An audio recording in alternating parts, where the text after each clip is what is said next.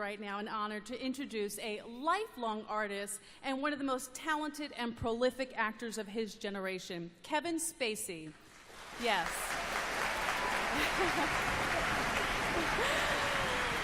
As he makes his way here, Kevin Spacey, you know they love you, Kevin.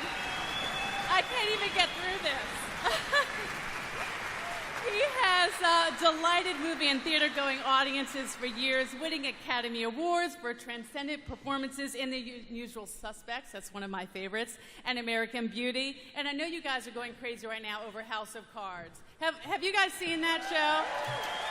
I was hooked as soon as I saw the first episode. You know, his character is, you know, the guy you just love to hate. But without further ado, please, Kevin Spacey. And, you know, I have to mention really quick, you know, he is head of the Kevin Spacey Foundation. So actors, you know, they can do so many things, but he has chosen to create a foundation that is so true to his heart. And I really admire individuals when they get to a certain place that it's not just about them. It's not just about reaching these heights and getting all these accolades, but it really is about giving back to your community. He has the Kevin Spacey Foundation, and his foundation seeks to mentor emerging artists and foster their growth and development. So we are thankful for his support for these talented up-and-coming musicians, and we are incredibly blessed to have him here tonight. So ladies and gentlemen, please give him another round, warm applause, Kevin Spacey.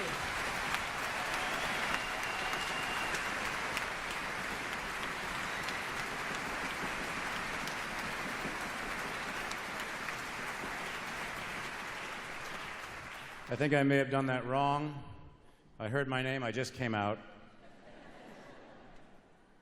Thank you for that kind introduction, and thank you for inviting me to be with you here tonight. It is truly an honor to introduce this next generation of bright, talented young musicians.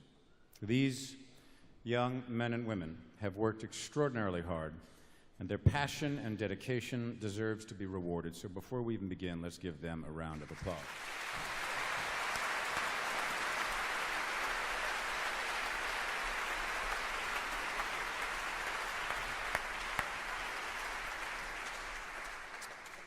Now, it might be hard to believe, but I once myself was a young artist. I was an emerging artist, and I still consider myself to be an aspiring one.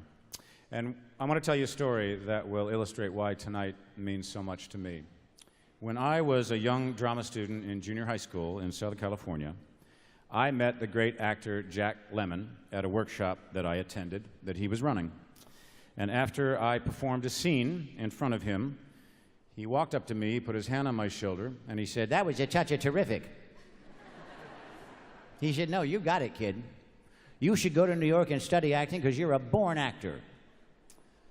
Now, mind you, I was just 13 years of age.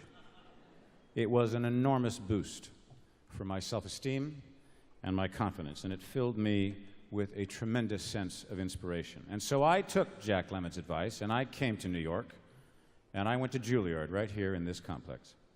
And then, after I began my professional career, 12 years after I first met him, I got the chance to audition to play Jack Lemmon's alcoholic son, Jamie, in a Broadway production of Long Day's Journey into Night. And once again, I found myself in a room with Jack Lemmon, and after I did my audition, he walked up to me, he put his hand on my shoulder and said, "I never thought we'd find the rotten kid, but you're it." That was a touch of terrific. So I won the role, and I did that production for nearly a year. And Jack became my friend and my colleague and my father figure and the most important mentor of my life. And Jack had a philosophy that he handed down to me and I've now adopted as my own, and that was, he used to always say, if you've done well in the business that you wanted to do well in, if you've achieved your dream, then it is your obligation to spend a good portion of your time sending the elevator back down to those emerging artists to help them get started.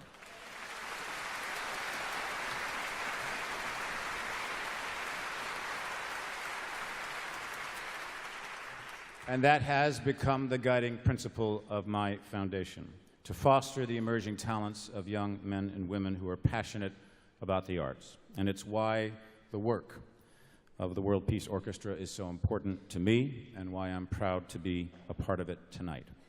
The World Peace Orchestra, now mind you, doesn't just send the elevator back down, it sends the elevator to Korea and to Kosovo and to Cape Verde and to every corner of the globe, to countries suffering from famine and to those ripped apart by the chaos of sectarian violence.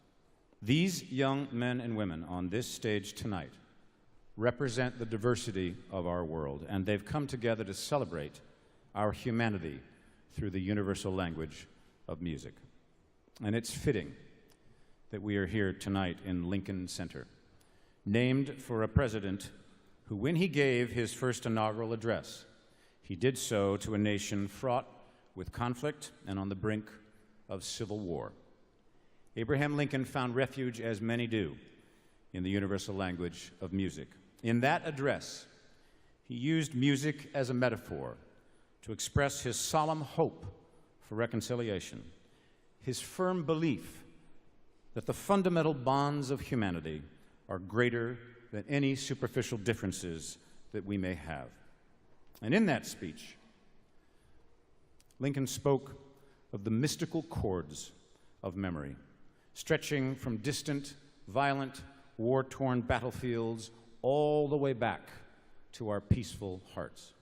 And he expressed the hope that those chords would swell again with the chorus of the Union when touched by the better angels of our nature. Those same chords are still with us here. They are anchored in all of our hearts, and they stretch out to Rwanda and to Haiti and to Iraq and to Egypt. They stretch across borders and oceans and cultures and languages, even tonight, as our own country contemplates military action. So how fitting that we've come together tonight to celebrate peace.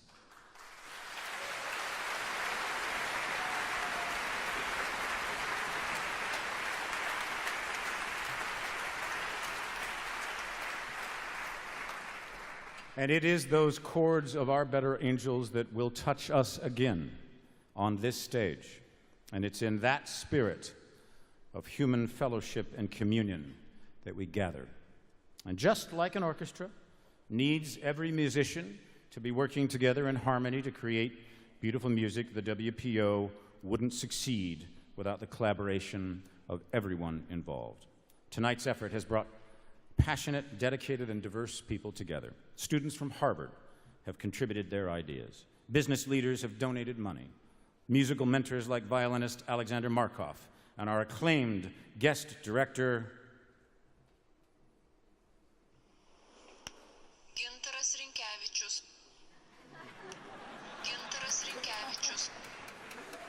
Yeah, I didn't want to get that one wrong. Thank God for the internet. Instructors from Panama to Macedonia, Austria to Turkey, and the United States have lent their expertise and their guidance, and we want to say particular thanks to the Erdem family for all of their support. You can applaud, it's fine. There's no rule.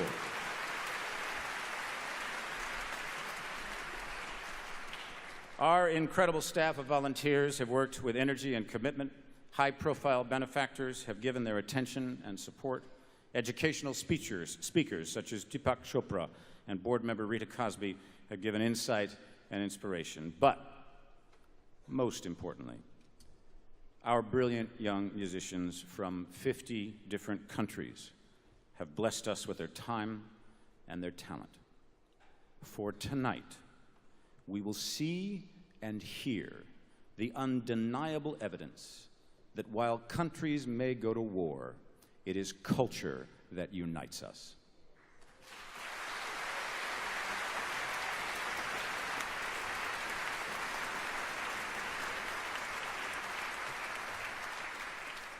Ladies and gentlemen, it is my great pleasure to ask you to please join me in welcoming the 2013 World Peace Orchestra.